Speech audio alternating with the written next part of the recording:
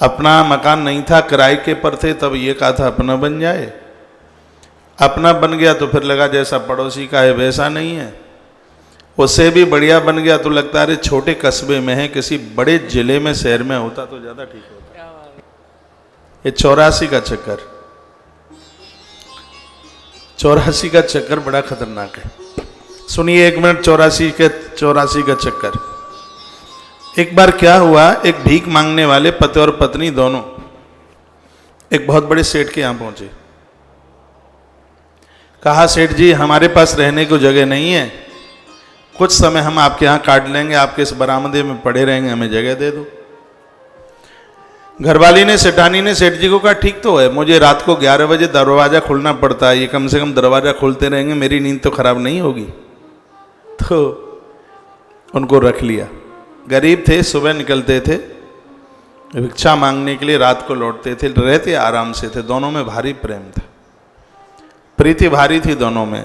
तो 10-15 दिन जब निकल गए, मोहन माइक पे ध्यान, जब 10-15 दिन निकल गए तो सेठानी ने सेठ को कहा बेकार है हम लोगों के पास पैसा, क्या मतलब है इसका, कभी तुम्हारे पास टाइम नहीं है थोड़ा मेरे पास बैठो, कभी तो मुस्कुरा करके बात नहीं करते, हर समय तुम्हारा तमूड़ा तना रहता है। हमसे तो बढ़िया ये भिखारी लोग हैं, पास पास बैठते हैं, एक दूसरे से मन की बात करते हैं, इनमें कभी लड़ाई भी नहीं होती, और तुम्हारा तबला लटका ही रहता है, तना ही रहता है। तो तुमसे तो ज़्यादा बढ़िया जीवन, हमसे ज़्यादा बढ़िया जीवन तो इन बेकारी का है। सेठ ने कहा जानता हूँ, ये तब तक ही खुशी हैं, तब तक ये सुखी हैं जब तक ये 84 के चक्कर में नहीं फंसे।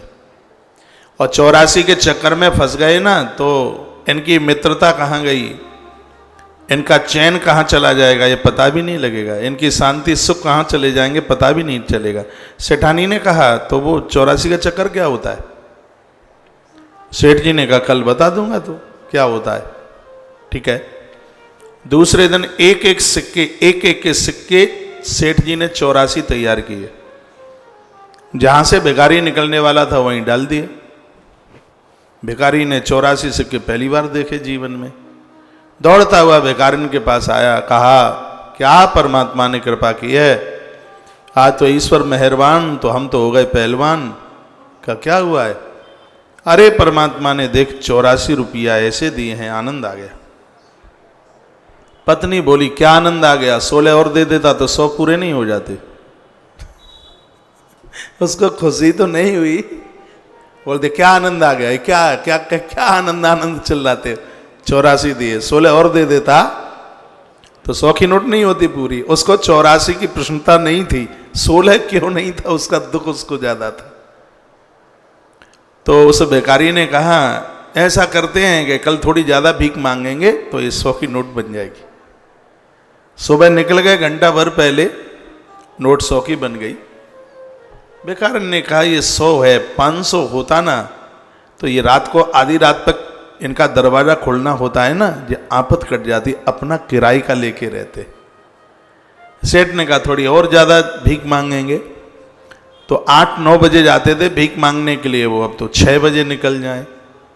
500 रुपया बन के तैयार हो गए उनके। सेठ ने कहा देख, वो भिखारी ने कहा देख 500 बन गए।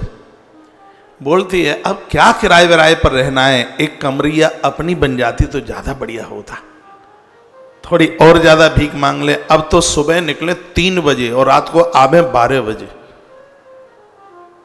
वो 5000 के चक्कर में थे, 5000 बने तो कमरिया अपनी बन जाए।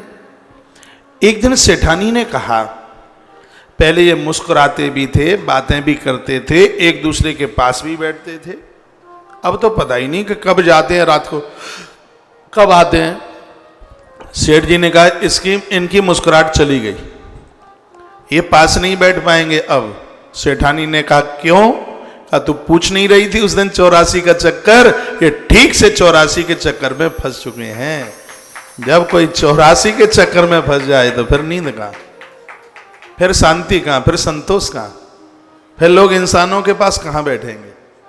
उनका तो कोई जीवन ही नहीं है, उसको तो व्याधियां आकर के, उसको तृष्णा की व्याधियां आकर के घेर लेंगी। आचार्य ने उसी बात को कहा न तृष्णाया परो व्याधि, तृष्णा के समान कोई दूसरी व्याधि नहीं है। संतोषी बनकर के जीवन जिए, आनंदोत्मग्न आनंद हो जाएगा। गौधन गजधन बाज धन और रतन धन खान, जब अये संतोष धन सब धन धूली समान, आनंद होगा। परमात्मा को रोज प्रार्थना कीजिए और कहिए, हे प्रभु कृपा कर दीजिए, साईं इतना दीजिए जामे कुटुंब समाय, मैं भी भूखा ना रहूं साधु न भूखा जाए, मेरे दरबारे से कोई भूखा ना जावे, प्रभु ये कृपा कर दीजिएगा। रोजाना उसके लिए कहिए, मुझे मेरे दाता ने बहुत कुछ दिया है, मुझे मेरे दाता ने बहुत कुछ दिया है, तेरा शुक्रिया है, तेरा शुक्रिया है। हे परमात्मा, आपने मुझे मेरी जरूरत से ज्यादा दिया है, मैं मांगता ज्यादा नहीं हूं, तू कम देता नहीं है। ऐसा जीवन जिए, उस जीवन का तो कहना ही क्या है।